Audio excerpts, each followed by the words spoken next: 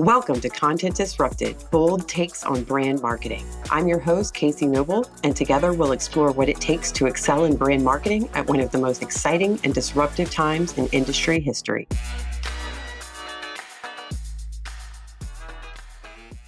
Hey, everybody. Welcome back to Content Disrupted, bold takes on brand marketing.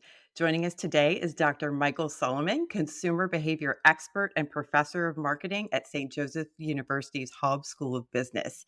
If you're listening to this podcast, you may have read one of Michael's many books in the field of marketing and consumer psychology. As a professor, author, speaker, and consultant, his research and insights are sought out by some of the biggest brands and institutions in the world.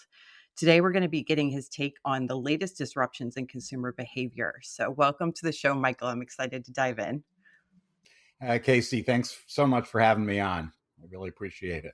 So let's get started. First, just for the benefit of our listeners, you have accomplished so much in the field in your career and really been a pioneer in many ways in talking about some of the topics that you're talking about and paying attention to changing consumer behavior and customer psychology and bringing that into the marketing discipline. So I'm curious, just on a personal level, what first sparked your passion for studying marketing and consumer behavior, and what's exciting to you about the field, especially today? I kind of got into it a bit sideways because I was trained, my PhD is in social psychology. And when I was back in grad school, I, along with other people, were doing a lot of research on the effect of physical attractiveness on various outcomes. For example, more attractive people tend to get lighter prison sentences from jurors and things like there's a bias there. And it's very powerful. But what I realized was that for the most part, all of the research was looking from here to here. And yet so much of the information about who we are and, our social identity, who we are, who we're trying to be, who we're not trying not to be, et cetera, is also included in the, from here, from the chin down. And I started to develop this interest in the psychology of fashion and the impact of clothing on behavior. And so I did my dissertation on that and started to really become intrigued by that. And so over time, especially when I got a job in a business school rather than a psychology department, my focus shifted to lifestyles in general and really a lot of the overlooked but really, really important drivers of purchases that have very little to do with the functionality of the product itself, but a lot to do with what we want those products to be and how we incorporate them in our daily lives. So over the years, I've kind of broadened my focus. I've done a lot of work with the apparel industry, but I've also worked with other industries like automotive and home interiors, et cetera, because all of these different products are things that are so crucial to our self-identity. And that's the cornerstone on which much of marketing and certainly consumer psychology is built. So once I opened that door and walked through it, I've been having a great time ever since. That's awesome. So let's dive into what some of those sort of trends and drivers are today. You've spent your career pinpointing and tracking some of the major disruptions and shifts in, why consumers buy, like you're talking about, that connection between personal identity and product or brand and how we make choices, right? What are some of the biggest shifts that you're seeing recently in consumer behavior that are significantly impacting the marketing landscape, and what's sort of driving those shifts? One of the hardest things in marketing is just to get consumers to try something new, because we do tend to be set in our ways very often. So COVID hit and moved these things down the line. And, for example, some of the obvious ones like online shopping, especially for groceries. That is something that was happening, but now is, the floodgates have opened on that. We probably won't be going back to where we were before. Another obvious one is working from home versus working from the office. These are some of the major changes that we can talk about, as we get into this conversation. But basically, the relationship between consumers and the products and services and stores that they choose has fundamentally changed, so that to me, the biggest change, and this was well before COVID, is that to a much greater extent, we as consumers are in the driver's seat today Marketers are not powerless by any means, but the successful marketers, for the most part, I believe, are the ones that have figured out that it no longer makes much sense to keep your customers at arm's length, but rather to the extent to which you can actively engage them in the entire marketing process, whether it's ideas for new products, ideas for new promotions, involving them directly in some kind of a ambassador program or something like that. These are the new ways of doing marketing. A lot of it is content marketing. I know your listeners are very interested in that. So much of it is outbound versus inbound and all of that, and we can talk more about it. But that, back in the old days, it was very much, I like to think of it as kind of a one-way street where the marketers were totally in charge, and they drove the bus and we had a ride in it. But today it's much more of a shared experience and constantly evolving. Yeah, I love that you mentioned something really important, which is sort of that desire for, a self-directed experience. And I think as you mentioned, that acceleration of digital and now sort of a digital interface in many ways being the way that we're engaging with brands and making purchases and things like that puts a lot of emphasis on the experience that's being provided, especially in a digital context. And then maybe the continuity of that experience when you're talking about in store, if you're a retail brand to digital, and then we get into omni channel and all of that. But what do you see? And you've mentioned a few of these things like that involvement in product development and things like that. What do you see consumers craving or wanting from brand experiences today that's changed? Any specific things that we can be thinking about and providing? And are there brands that you see doing this particularly well? Any examples that you can point to? So I think, what consumers want today, and you used a great word, experience. What we're looking for is an experience. And that's especially true in the purchase domain because one thing that the online world has done is it's raised the bar, obviously, for offline or, bricks and mortar retailers, because what we have to do today, the reality is 98% of anything we could want to buy, we could do it with a click rather than visiting a store. And so, is bricks and mortar retailing dead? I don't think so. But anyone who thinks that they're just operating a place where customers come to pick up merchandise and pay for it does not understand the landscape today, because we don't need stores anymore to do that.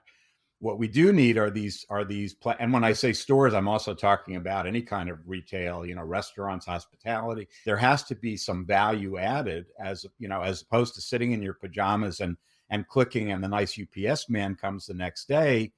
Marketers need to give us a reason to, get off our butts, put on clothing, get in our cars, drive to the mall, fight the traffic, all of those things. They need to give us a reason to do that over and above the physical product itself. And most stores, I don't think, have figured that out. Sure, they like to make the store a nice environment and it smells nice or something, but they're not really telling a story the same way that brands need to tell that story. And so who's doing it right? Well, you got to say some outdoor retailer like REI that in some of their stores allows customers to actually use the products. Those are, experience oriented things. And of course, with brands themselves, you're also selling an experience. You're selling a story. You're asking people to kind of live the experience in their minds, but it's a great story nonetheless. And so I think, to me, great marketing comes down to great storytelling. And I have a feeling you'll agree with that. And the question is, how do you tell that story and who do you get to tell that story? And again, the really successful ones are the ones that enlist their customers to help tell that story.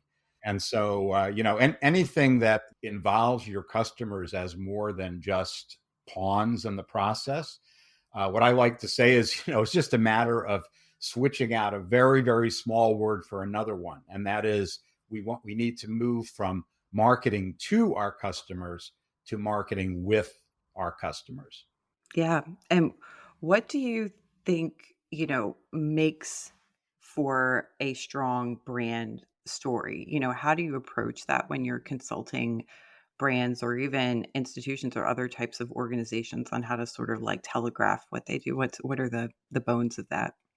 Well, one of the easiest things that you can do to kind of, I guess you might say, to test the strength of a brand story or a brand image is a simple projective test that that you do a lot in focus groups when you're doing research on product development, et cetera.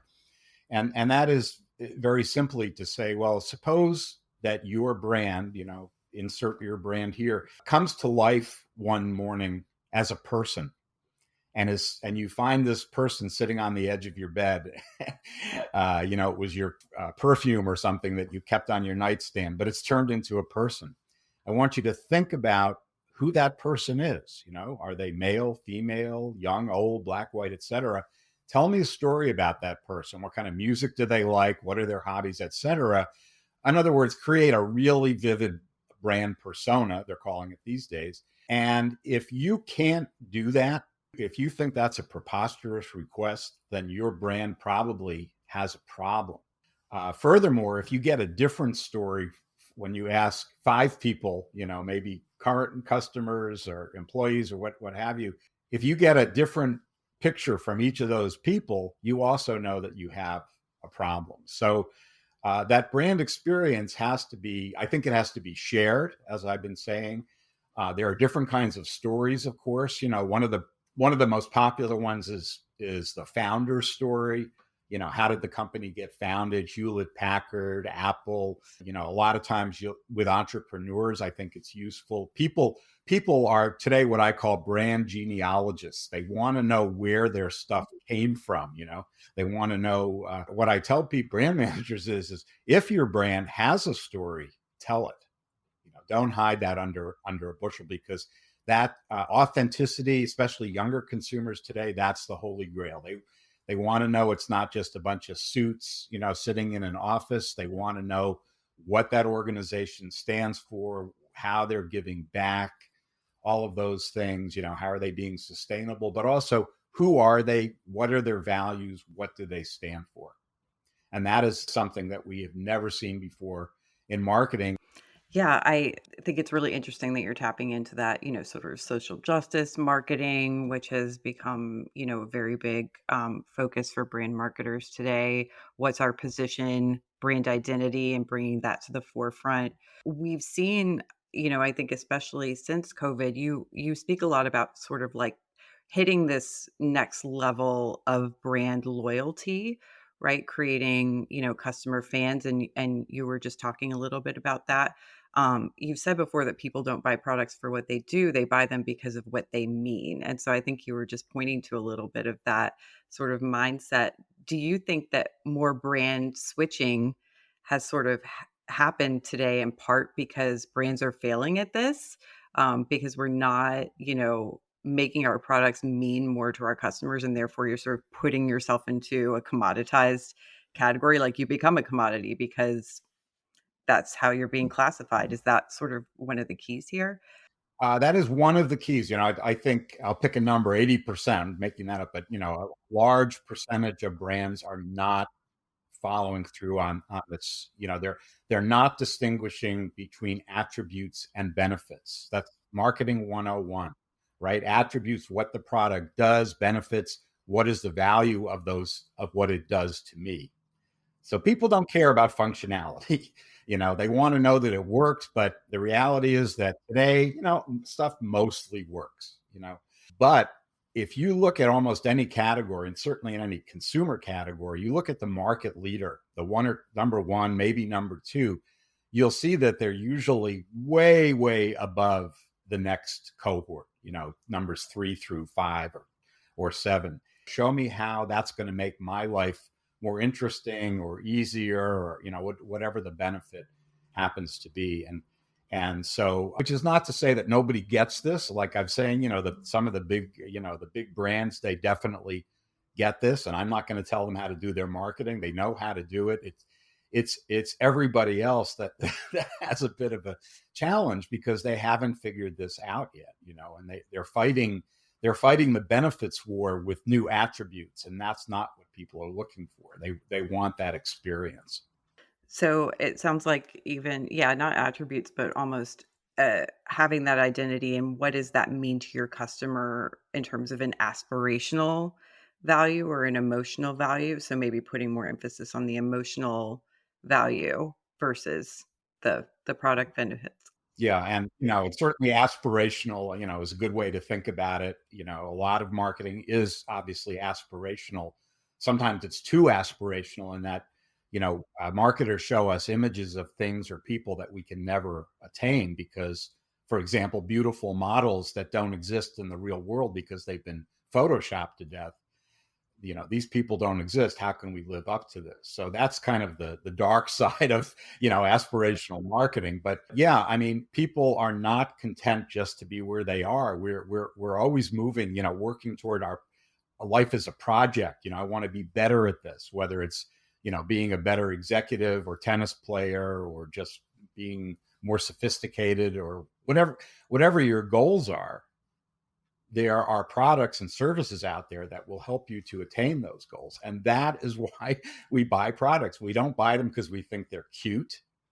So I think something that I found really interesting in your work is some of the recent conversations you've sparked around this idea of the chameleon consumer in terms of understanding, who that particular audience is, how they identify themselves in order to then be able to think about connecting with them. So in your book, The New Chameleons, you put forward that today's consumers sort of actively defy traditional types of categorization. So can you just explain for listeners, briefly what you mean by the chameleon consumer and that concept and how that's impacting marketing today? Sure, sure. So I use the metaphor of the chameleon because, of course, chameleons change their skin.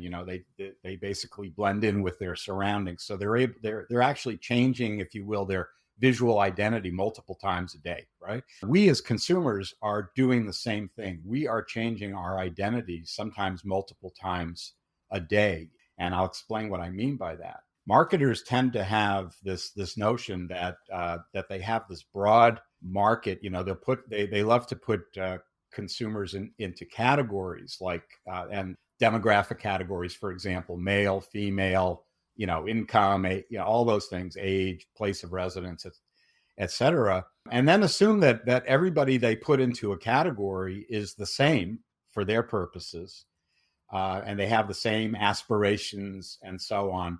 That's often a big mistake. Of course, even if you introduce some psychographic variables, like interest in new things, innovativeness and things like that, you're still not really getting into the fragmentation of our society today. You have this enormous fragmentation.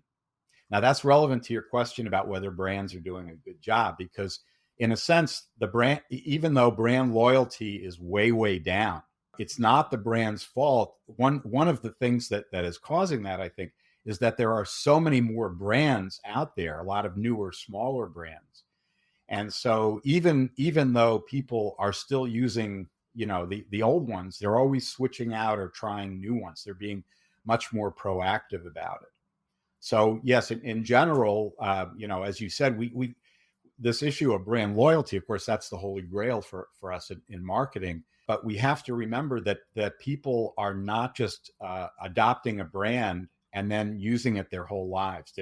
They might have different portfolios of brands. To give you an easy example, if a lot of women might have a fragrance that they spray on if they're still working in an office, they go to the office, that's their day fragrance. If they're going out at night, they have a different fragrance. So usually what we see is in different situations in our lives as we play different roles, parent, lover, teacher, buyer, employee, we need different sets of products to accomplish those things. And that's the way you package a lifestyle proposition, I think, is you show people how the brand is related to a lifestyle that they are aspiring to. Does that go as far as you feeling like we as brand marketers and as brands need to change our expectations in terms of market share almost with expecting that we're going to move away from this environment in which a few core brands, and you'll always have, your Coca-Colas and your Nikes, but own the market, and like we're sharing with more other brands, and we kind of have to focus on finding our people, the qualified audience versus trying to capture everybody in that entire market. Does it go that far? Yeah, I think that's a good point, and I think maybe with a few exceptions, like something like automotive, where you're just never going to have 100 brands in there. Even like you used an example of Coca-Cola. You say Coca-Cola owns the market, but look what Coca-Cola is doing to keep that market. They understand that people aren't drinking Coca-Cola near as much as they used to, especially younger people. So they're developing new products, they're acquiring brands, they're getting into the energy drinks, the vitamin waters. That's where their growth is coming from. So even though you're a behemoth like Coca-Cola, you recognize that nothing lasts forever, and you have to keep innovating and changing. And the marketing graveyard is full of companies that thought they had it figured out, and so they stopped innovating. The biggest error that marketers make is that they neglect their current customers in favor of acquiring new customers. So that new shiny object is always more attractive than cultivating your current customers, upselling them, getting more value and loyalty out of them. And so we have that famous 80-20 rule that marketers, many of them know about, right? 80% of your sales come from 20% of your customers. That 20% is probably your loyal group. So they're relatively small in numbers, but they are the lifeblood of your organization. And so many times I see that marketers say, okay, check the box. I got him as a customer. Don't need to come back to him anymore. Now I'm going to go on, now I need to convince Casey that she needs to come into the fold because my bonus is based on market share, today, as opposed to customer lifetime value, which is a much bigger number.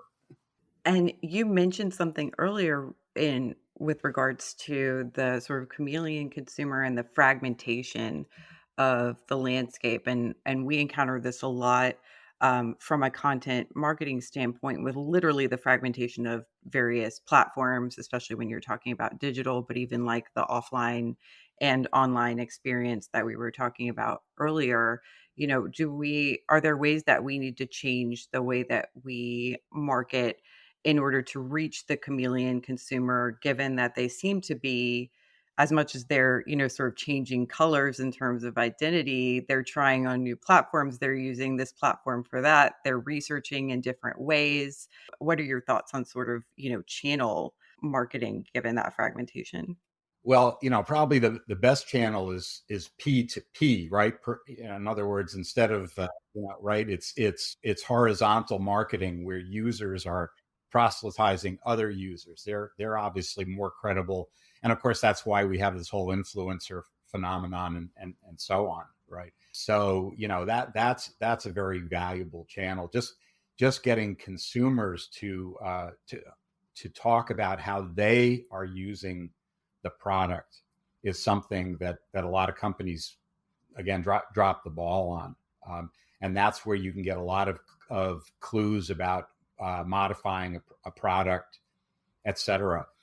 For example, in the B2B space, it actually they're actually way ahead of the B2C people in terms of listening to their customers, which I find very interesting. So by some estimates, the large majority of new product ideas in industries like chemicals and aviation, the ideas come from the clients.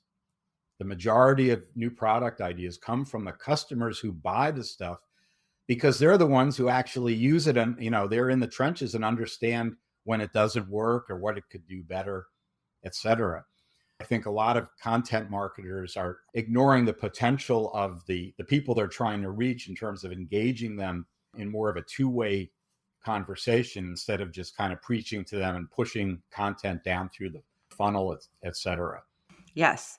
I think that's really fascinating because there's so much emphasis on leveraging tech and AI to have this, down to the individual view of the customer. And you were just talking about the importance of focusing on your existing customers and mining what you know about them and engaging them in the process of, new product development, how they want to be marketed to, what challenges they're facing so that you can adjust content. Do you feel like there's sort of a risk of too much emphasis on getting that information through technology and expecting to be able to mine the data, that we're going to lose sight, or we're losing sight of, ways to more meaningfully sort of like one-on-one on the individual level, through whether it's through, customer panels and things like that, gathering that information? Like, do you think there's a lot lost there? Well, the problem is that what marketers tend to do, as human beings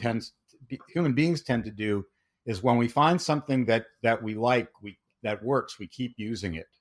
So we become a hammer in search of a nail. So I figured out this database stuff. That's what I'm going to do. So I think it's foolish to put all your eggs in one basket, no matter what you're doing.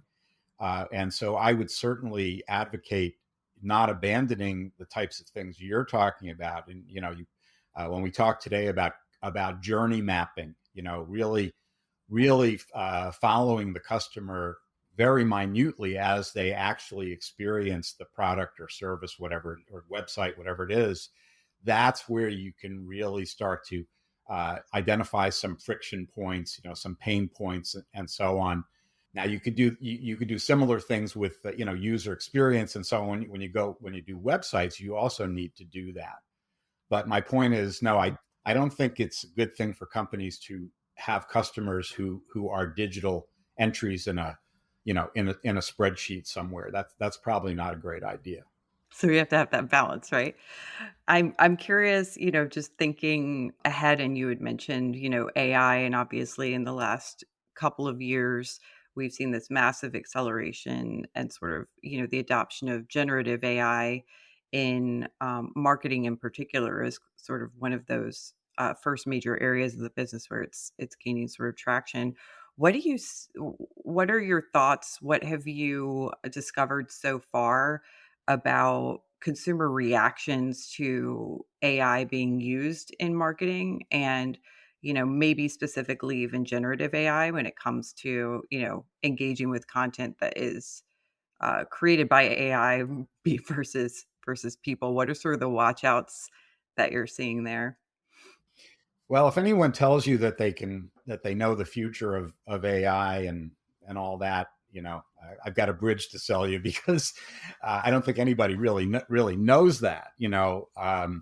But to me, from my perspective, one of the biggest issues that we have to confront, which we have not done satisfactorily, is the issue of consumer trust in these sources. In general, we're suffering from a huge crisis of confidence, as you know. I mean, nobody believes the news. Nobody believes what they see in ads. Nobody, and of course now we have deep fakes and all of that, which is going to make life really, really difficult, I think, for a lot of marketers. Going to be a lot of counterfeit, messaging out there. And so it's really crucial to rebuild that trust. And when people don't know who they're talking to, in some studies I've seen, people aren't necessarily sure when they call a help center that if they're talking to a live person or a chat bot or what have you. And I think some of my own work that I'm doing now has to do with how we can get consumers to trust these sources more, and especially it's going to be interesting for subjective decisions. I'm looking right now in the fashion area. Will women take fashion advice? And now we're seeing a crisis of confidence where people are starting to doubt the influencers. So I think before we go running off, outsourcing our marketing department to an AI, we've got to figure out who we are and how we're going to connect with our customers so that they know it's really us and that we mean what we say. Yeah. Just on that note, what are some of your big key takeaways right now? I know you're still researching this currently, but in terms of the new way and the new measures that we'll need to take to establish or reestablish trust with our customers. Well, I think the biggest takeaway for me is I like to say fish where the fish are. Don't sit in your office and speculate about what your customers might like. Get off your butt, get out there. In management, they used to call it managing by walking around, walking around on the factory floor. Get out there and see what your customers are actually doing with your product, because it's very possible, for example, that they have modified it in some way to make it even better, or to make it different, or to appeal to a different segment, etc. But you'll never know that if you just do 7 points attitude surveys, and that are done over the computer, etc. That's not going to work. So I think that's a really big takeaway. And the other is, remember that your brand is a person. Your brand needs to be nurtured, and we need to know who that person is, and make sure that person's someone that your customers are going to want to invite into their homes. I love that. I think those are great takeaways for the audience today. Thank you so much for your time, Dr. Solomon. I know we're kind of at time here. If I can, I would love to keep you on for a couple more minutes and ask you some speed round questions. We usually close with, if you're game. Does that sound good? Try. Yeah, sure. Yeah, so this is easy. It's just a few short questions. I'll ask you, just tell me sort of the first thing that comes to mind. So, as a marketing and consumer behavior thought leader, as you're thinking about the industry and all the things we just discussed, what topics, what keeps you up at night? In this domain, you mean, right? We're not talking about politics or something, right? Right. Yeah, I know. There's plenty there. That's probably what's really keeping you up at night, right? Let's be honest. I sleep like a baby when it comes to marketing. Otherwise. I think the what keeps me up at night is this erosion of consumer trust in our discipline, and the fact that there's always a few bad apples that spoil it for everyone else. So we need to be much more proactive about regaining that trust. And what keeps you going? What keeps me going probably is my students. Every year I come into the classroom and I'm a year older, but they're not. They're still 20 years old, so I learn a lot from them every year. And what marketing term do you love? The chameleon consumer. How's that? I made that. Yes, absolutely. What marketing term do you hate right now? I'd have to think about that. You caught me flat-footed there. Yeah, no worries. I mean, this is usually, I think there's sort of like it's a point in time kind of answer, right? It's like right now, what would you kind of want to throw off a cliff? And I feel like it's something that's gets overused, right? We like authenticity, which is important, but it's sort of like when it becomes jargon, it's kind of like, ugh, wash. Well, and I think that a very dangerous term right now is green marketing, because again, unfortunately, we have this problem with greenwashing. You've probably heard that term, where these bad apples I was referring to, something like 90% of all environmental claims are false or exaggerated. And so to say that we're doing green marketing, that's looking for the green, which is the dollar. It may help you in the short term, but in the long term, when people no longer believe any claim that any marketer makes, then we really have a problem. Absolutely. And what emoji do you think best describes the current state of marketing? Worried. Rude. I got yesterday, I was speaking with Tamsin Webster, right? Oh, I know Tim. Yeah, yeah, she's awesome, right? And she did, face palm. So I feel like it's similar. Yours might be like the sweat emoji, right? But yeah, a time to take things seriously. There's a lot in flux that we need to sort of take control of, I think. And what's your take on this sort of age-old debate of quality versus quantity? Well, I was talking before about the 80-20 rule, and many marketers come down on the side of quantity when quality is clearly the answer. Love it. Perfect. Thank you so much, Dr. Solomon, again for coming on. My pleasure. It was fun.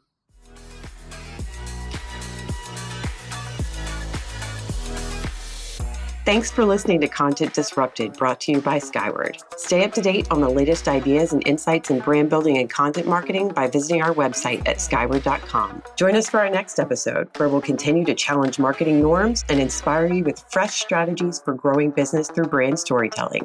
See you there.